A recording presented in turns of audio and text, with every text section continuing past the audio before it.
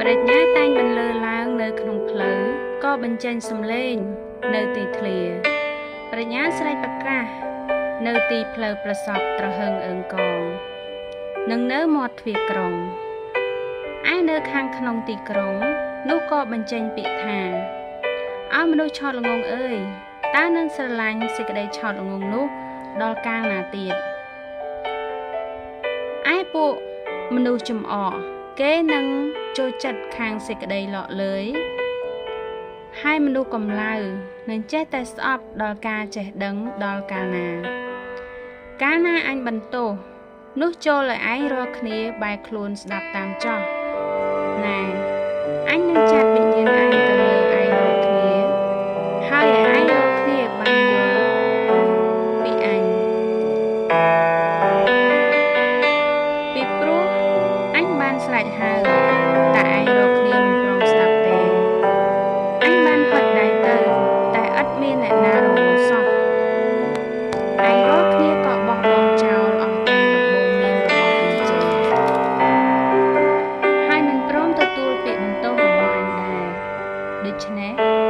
អញនឹងសើចដែរក្នុងថ្ងៃដែលឯងរាល់គ្នាត្រូវអន់អារម្មណ៍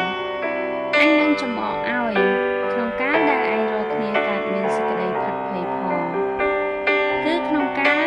ដែលសេចក្តីផាត់ភ័យមកលើឯងរាល់គ្នាដូចជាព្យុះសង្គ្រាមហើយសេចក្តីអន្តរាយរបស់ឯងរាល់គ្នាមកដូចជាខ្យល់គោចក្នុងការដែលសេចក្តីលំបាកនិងសេចក្តីទុក្ខព្រួយមកគ្របសង្កត់លើឯងរាល់គ្នាខណៈនោះគេនឹងអំពាវនាវដល់អញតែអញមិនព្រមឆ្លើយសោះគេនឹងស្រែករកអញអស់ពីចិត្តតែគេនឹងមកអញមិនឃើញឡើយពីព្រោះគេបានស្អប់ការចេះដឹងហើយមិនបានរើយកសេចក្តីកោតខ្លាចដល់ព្រះយេហូវ៉ាទេ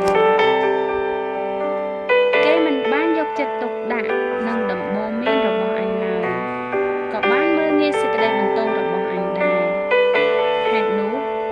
បានជាត្រូវឲ្យគេស៊ីផលនៃផ្លូវរបស់ខ្លួនគេវិញហើយគេនឹងបានឆ្អែតដោយកិច្ចការរបស់ខ្លួនត្បិតឯពួកឆោតងងនោះគេថយទៅវិញរបស់គេនឹងសម្លាប់គេទៅហើយចំណែកមនុស្សកំឡៅ